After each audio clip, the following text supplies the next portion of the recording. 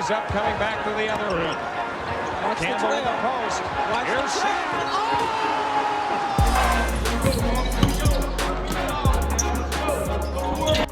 Yo, what's good, YouTube? It's your boy RC the Great back with another video, and today we have the first real review, and we're going to be covering Pink Diamond Shaquille O'Neal. Now, what is a real review?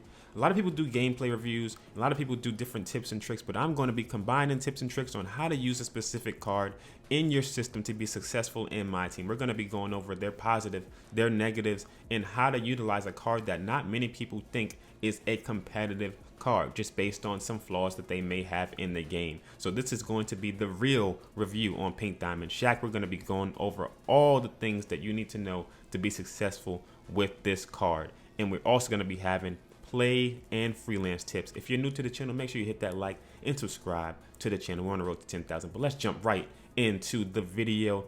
Now, hopefully a lot of you guys know who Shaquille O'Neal is, but he was one of the most dominant players for the Lakers ever. He is rated a 96 as a Pink Diamond with 96 offense and 99 defense, standing 7'1", 325 pounds, absolute force inside. And his stats absolutely do him justice. He has great post control, 98 post shot. You're not going to be worried about him shooting threes or mid-range because he's got that 99 standing dunk, 95 driving dunk. Pretty good pass IQ, and at 69 ball handling is actually not bad for somebody this size, and we will show you that. 95 blocks, 77 perimeter defense, 96 interior defense. He has very good speed with 84 and 84 acceleration and 84 lateral quickness, which is not bad at all. But I do want to tap into that ball handling and speed with ball, which we'll be talking about a little bit later in the video. Let's go over to the tendencies. He has that great 100 standing dunk tendency, flashy dunk, and driving dunk tendency. You want that in your center to be able to just slam down when they get down low. And then he also has that 97 97 shot contest and 97 block shot tendencies. Now, looking at his badges, I did have add some badges to him, but we got 19 gold, 12 Hall of Fame. He comes with 11 Hall of Fame badges, and he comes with a little less gold badges, but I am going to show you the badges that I added to him to make him the juggernaut that he is on the court.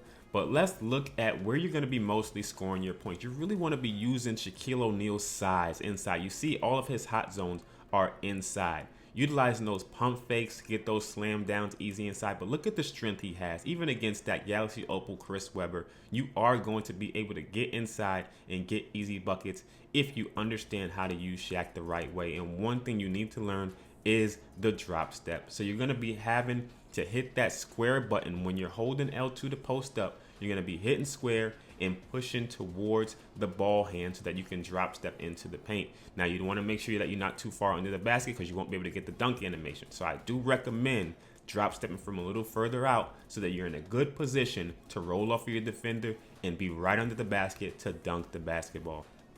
It works very well against a lot of small defenders. And Shaq is 325 pounds. So guess who the small defender is?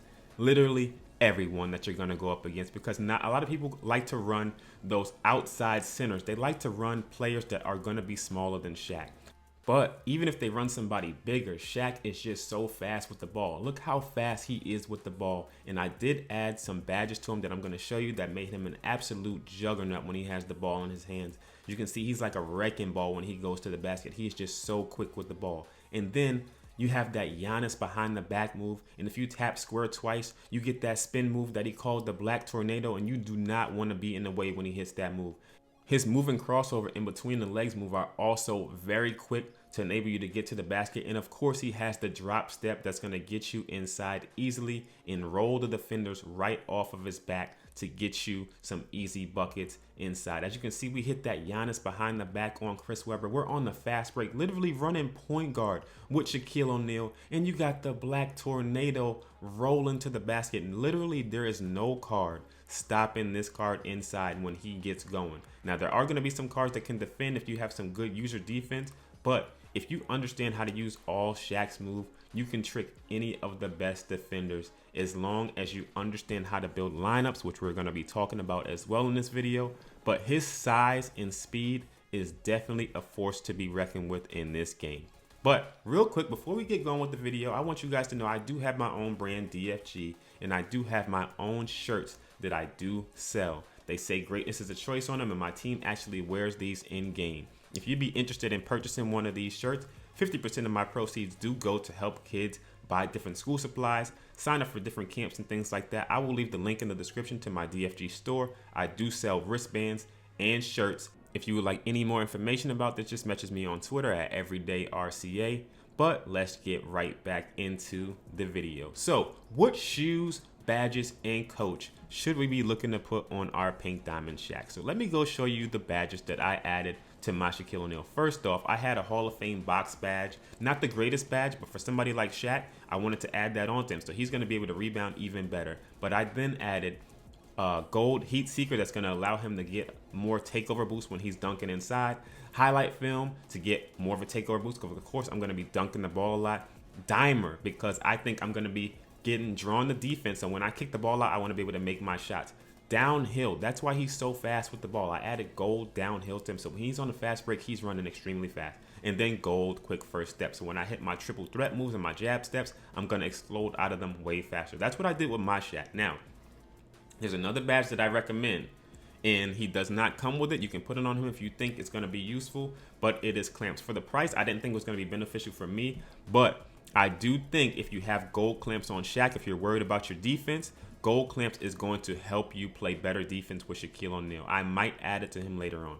Now let's look at the shoes. Shaq does not have any diamond shoes because he wears Reeboks.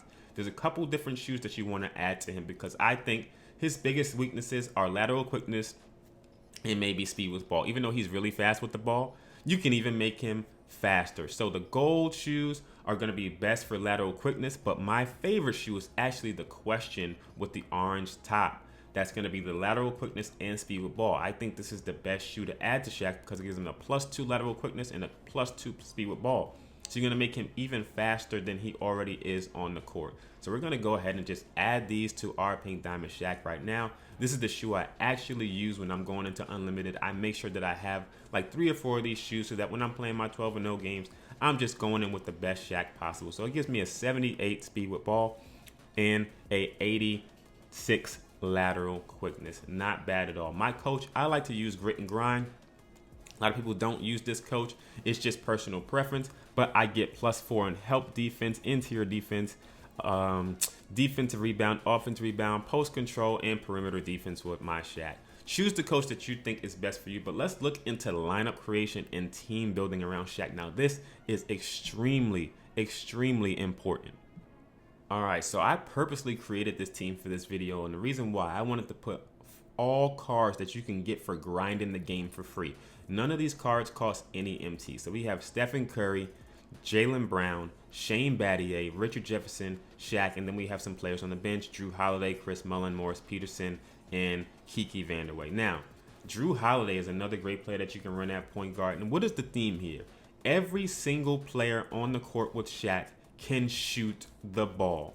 You want them to be able to stretch the floor, because if you're running your offense with Shaq or through Shaq, you do not want multiple people on the court that can't shoot, because that's going to encourage your opponent to off-ball you. This is the key when you are running an inside center. A lot of people make these mistakes that I'm going to show you right now. Let's pretend that Dennis Rodman is Giannis. A lot of people like to run Giannis and Shaq. I do not know why. You do not want to do this. This is a big no-no. What they're going to do is they're going to sag off of Giannis or Shaq when either one of them has the ball, and you're never going to be able to get anything going inside. If you're trying to ISO with Giannis, guess what? I'll just sag off of Shaq, and I'm going to come help. If you're trying to ISO with Shaq, I'm just going to sag off of Giannis, and I'm going to come down and double team you. It is not going to work. Same thing with a point guard like Penny Hardaway or Derrick Rose. They might be able to hit the three, but they can't hit it from as deep as Curry, or their shot's not as quick. So if you're running Penny Hardaway, what are you trying to do? You're trying to get inside, right? But Shaq is also trying to get inside. So you don't want to be running Penny Hardaway and Shaq together. Although they played together in real life, this is not real life. People are going to sag off of you, and they're going to off-ball you to death, literally to death. So what you want to do is you want to run shooters around Shaq. Now, yes, Penny Hardaway can shoot the ball pretty well, but the better shooters you have out there, the more room you give Shaq to work and dominate the game. And now Shaq is also best when you're up and you have a lead, because then he can dominate even more. But now let's go look at my main team. My main team is Dwayne Wade, Eddie Jones, Paul George, Karolinko, and then I have pretty much everyone. I know. That's why I didn't want to show my main team, because I didn't want you to think that you needed a team full of just studs to be able to use Shaq. I can use Shaq with the team I just showed you, but when I'm running in tournaments and stuff like this is my main team. So I have shooters all around Shaq. Everybody can hit the three. Now, let's look at the freelance and my recommendation on how to utilize this freelance in game so that you can have the most success with Shaquille O'Neal. All right, so we're in a game and we're gonna first head to our offensive settings, go down to freelance, and we are going to select 4 out, 1 in active. And you wanna make sure you take your adaptive coach engine off. So another thing that I'm gonna do here is I'm gonna call timeout when I'm on offense, and when I go down to offensive sets, I'm going to set this to 4 out, 1 in active so that my team is always going to be running this freelance when we get up the court. As you can see, there's 4 players out on the perimeter, and then you have Shaq inside to be able to dominate. So now that I have 4 out, 1 in selected, when I come up the court, look at the spacing we get and look where Shaq is. He's parked right in the middle at the free throw line, and then we have some off-ball movement going. We can wait, make sure we don't see any cuts that we want, and then we can go right to work with Shaq and get our buckets inside exactly how we want to, exactly what we want to happen. Get the ball into the big man and let him work. Now again, as you can see, when we come up the court, 4 out, 1 in is just like it sounds. You have 4 out on the perimeter, and you have your big man inside. And you want your big man inside because, of course, they are not going to be hitting the three. You don't want to be picking fading or having them on the wing. That's going to be wasted space to get you off ball. Nobody's going to off ball Shaq in this position because he's close to be able to score. Everybody's in threatening position. They're close to the three-point line to be able to hit their shots. Stephen Curry has Hall of Fame range, so you're able to run the offense with him and be able to work the pick and roll if you want to be able to do that, right? So if you're running this offense and you don't pass the ball right away, they're going to stay where they are. Once you pass the ball into Shaq, you're going to get some backdoor cut action. As you can see, Jaylen Brown setting that backdoor screen for Shane Battier. And then Richard Jefferson is going to set, Stephen Curry is setting a down screen for Richard Jefferson. Right after, Jaylen Brown's going to make sure he gets out of the lane so that you can work your one-on-one game with the big man inside. Everybody's going to stay parked where they should be just in case anybody comes to help, and you have the kick out. Perfect offense for somebody like Shaq. If anybody is looking for a full tutorial of the 4 out, 1 in offense, I've already covered this. I will leave the link in the description. But as you can see, once again, we get the ball into Shaquille O'Neal. We have all the space to work. We get a nice spin off. Klay Thompson is going to try to come and help, and we are still going to be able to get the basket inside on the smaller defender. And Richard Jefferson popped out. He was open, could have kicked it out for 3, but decided not to. Now, another good thing about the 4 out, 1 in is the pick and roll play. Everybody is going to still stay parked in their spots when you call for a screen, and Shaq is always going to set the screen. You can set it to the outside or you can set it towards the middle. Right here, I set it towards the sideline to get Shaq rolling towards the middle. The defense doesn't help over. I get the drive inside with Stephen Curry. Nobody helps, so I could have taken the layup but decided to throw it up to Shaq for the alley-oop just in case I got a late contest from the defender. And it worked just like it should.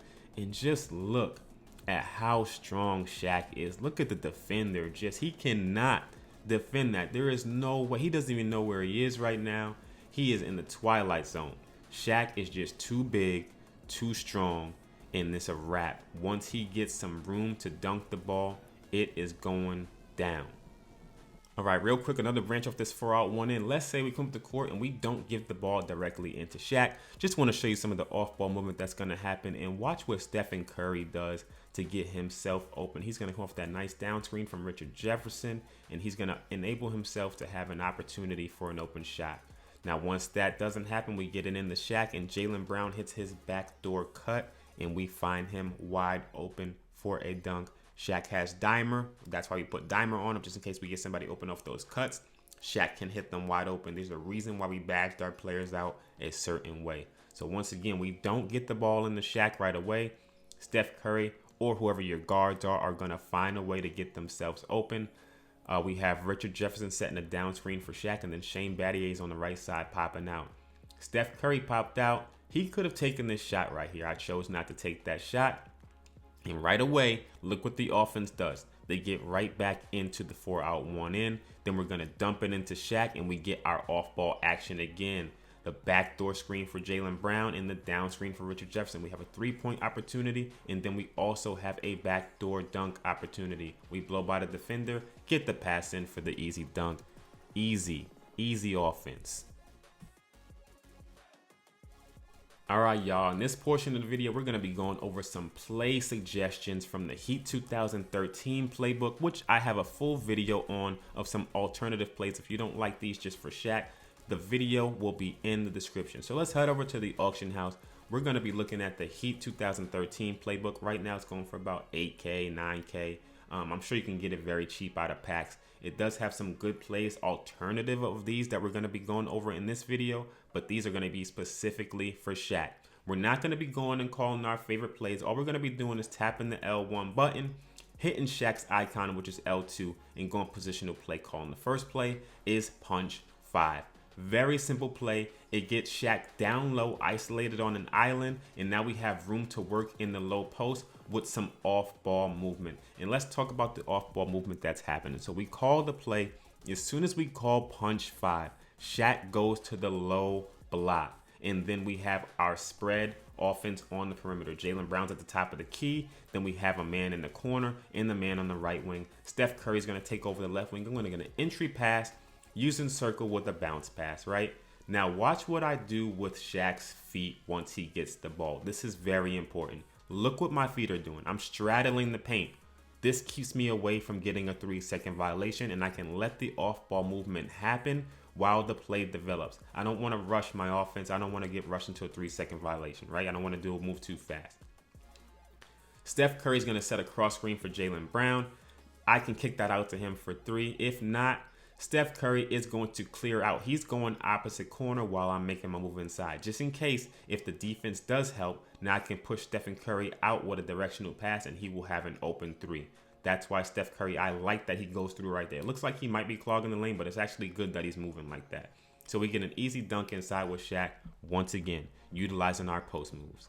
We're going to come to the court again. We're going to call this play with Jaylen Brown this time so we can show you how that off-ball movement works. We get it inside to Shaq. Jaylen Brown goes corner. Klay Thompson's making it a little tough, but we still get our way inside. Nice drop step, and we get the easy dunk over Draymond Green.